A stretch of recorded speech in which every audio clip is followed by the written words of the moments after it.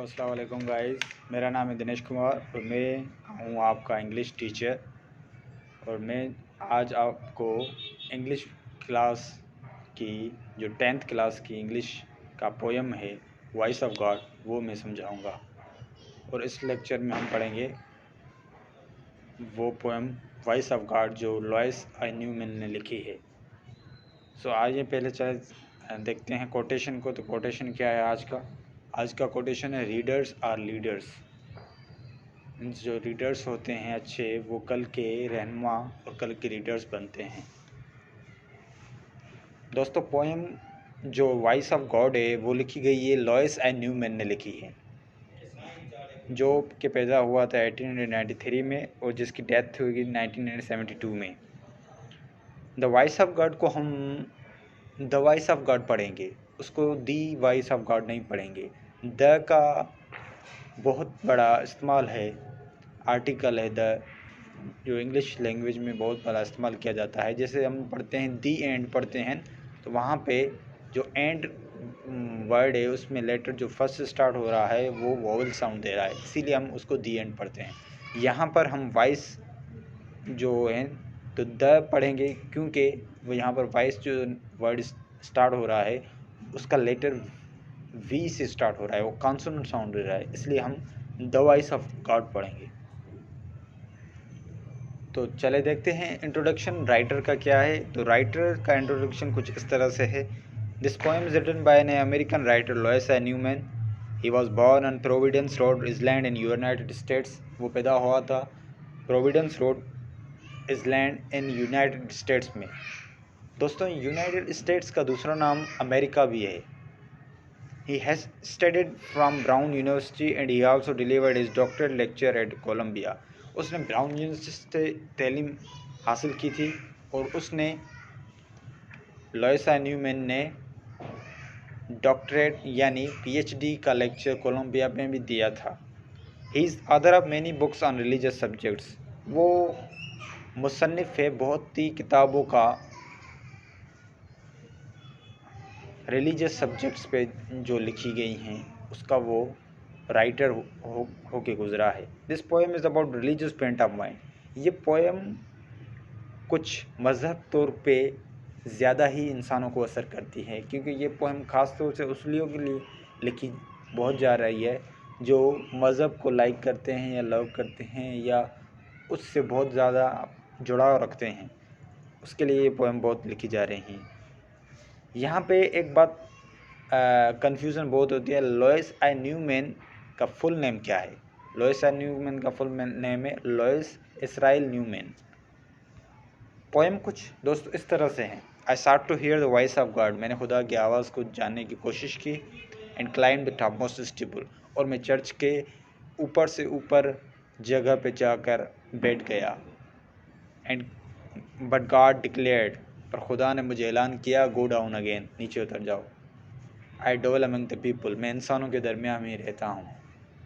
तो इस पोएम का ट्रांसलेशन ये थी। इस पोएम का जो मेन मकसद है ये है कि खुदा कहना चाह रहा था राइटर को कि मुझे ऊपर से ऊपर मीनार पे, चर्च के मीनार पे चढ़ के जाने की कोई कोशिश मत करो। राइटर को कह रहा था मैं हर जगह मौजूद हूँ, मुझे किसी मखसूस चीज़ पे तलाश करने की कोशिश मत करो। इंसानों की खिदमत करो, इंसानों से प्यार करो, इंसानों की मदद करो, वो ही असल मकसद है मुझे जानने का, मुझसे मेरे नज़दीक आने का।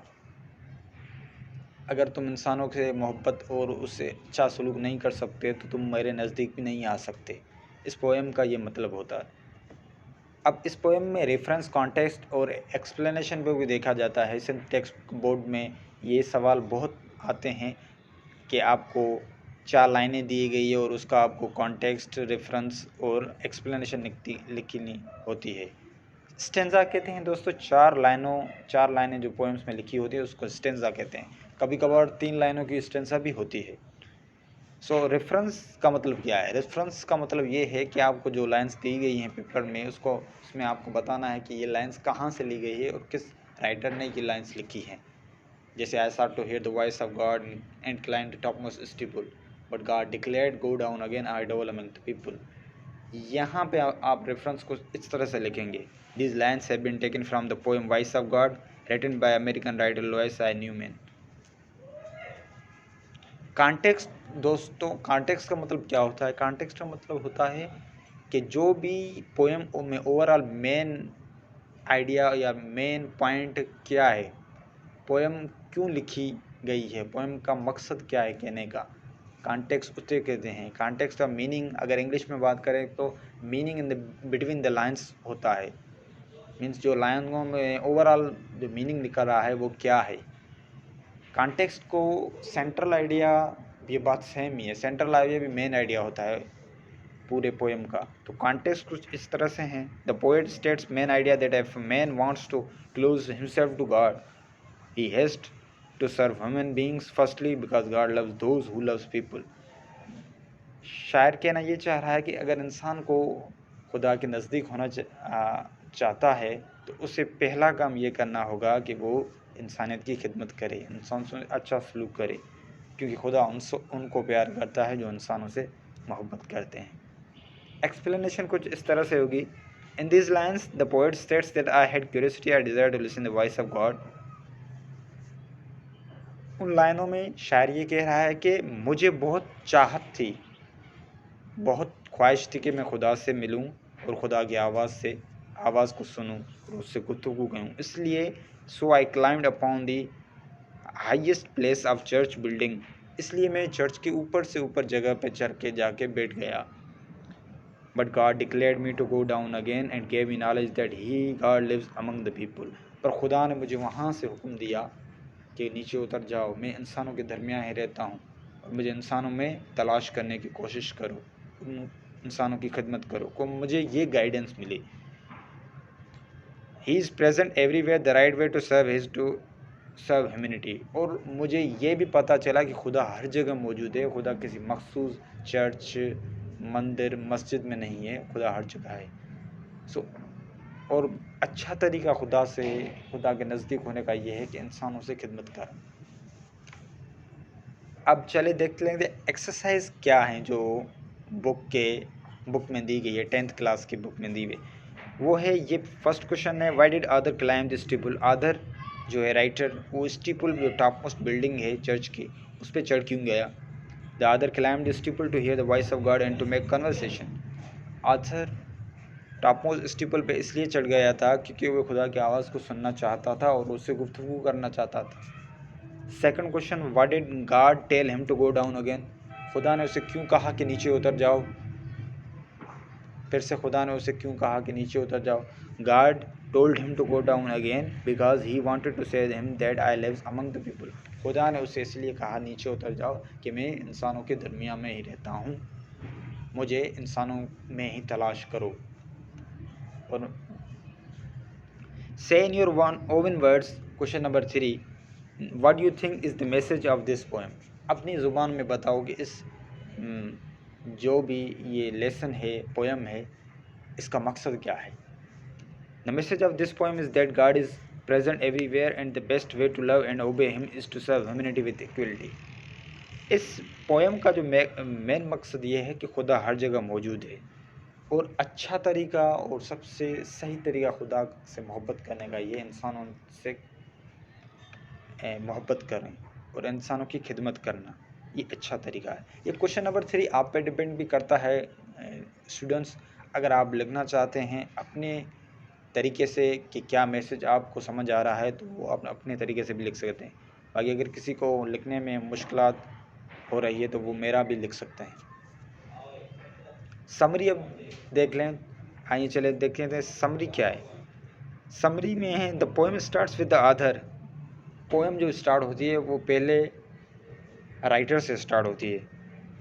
When he wants to make conversation with God, so he climbed on the highest building of religious place like church or temple।